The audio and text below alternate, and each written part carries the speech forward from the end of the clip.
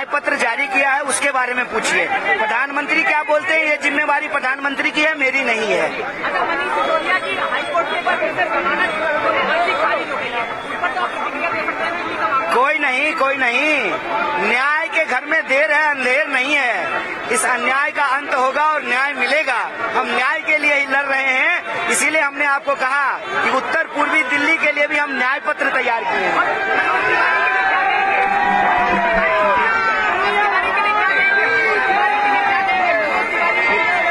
मनोज तिवारी जी के लिए उत्तर पूर्वी दिल्ली की जनता कह रही है, उत्तर पूर्वी दिल्ली की जनता कह रही है कि 10 साल में मनोज तिवारी जी दिखाई नहीं दिए, 10 साल में मनोज तिवारी जी ने इस क्षेत्र के लिए कोई काम नहीं किया, और वो कह रहे हैं कि काम नहीं करने वाले सांसद को इस बार बदलेंगे, उत्तर पूर्वी दिल्ली में बदलाव होगा।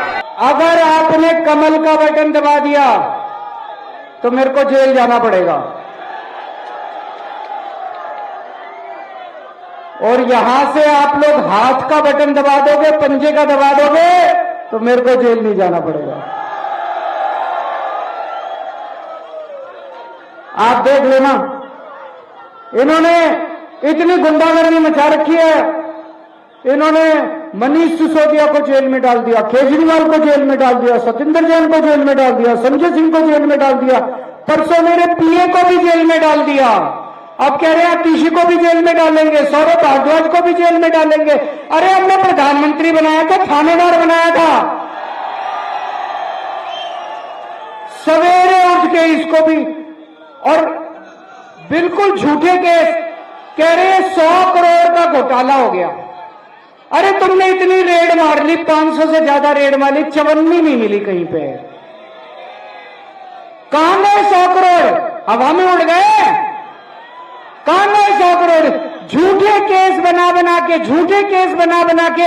अरे प्रधानमंत्री हो यार, जनता इतनी त्रस्त हो रही है, इतनी महंगाई हो गई, कोई पेट्रोल के दाम कम कर दो, डीजल के दाम कम कर दो, दूध के दाम कम कर दो, तब तो बड़प्पन है।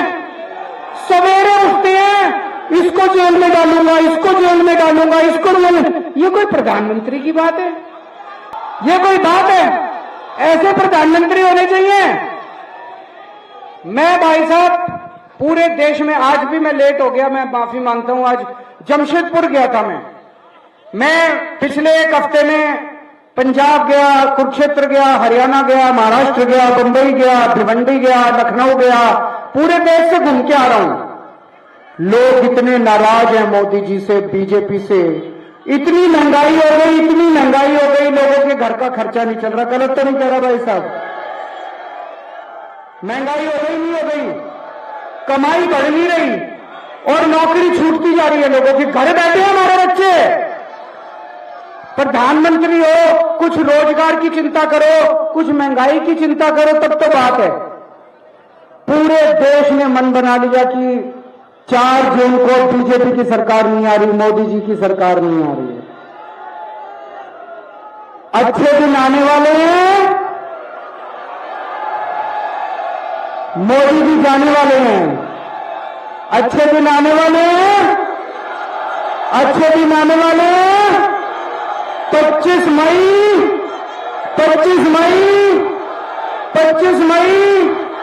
जेल का जवाब। 4 तारीख को इंडिया गठबंधन की सरकार बनेगी। मेरे को यही खत्म करना पड़ेगा, 10 बज गए, बड़ा स्ट्रिक्ट है। आखिरी में बस एक ही लाइन बोलूंगा। ये कन्हैया है, यहां से खड़े हो रहे हैं।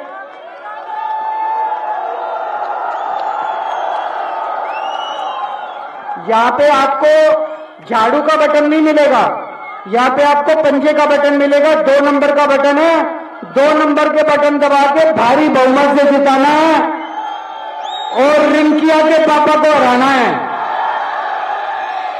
यहाँ के कांग्रेस कैंडिडेट ने, जो टुकड़े टुकड़े गैंग का नेता है, उन्होंने अरविंद केजरीवाल के चेहरे पे कालिख पोत दी है, ये कह के कि दिल्ली में गंदा पानी नहीं मिल रहा।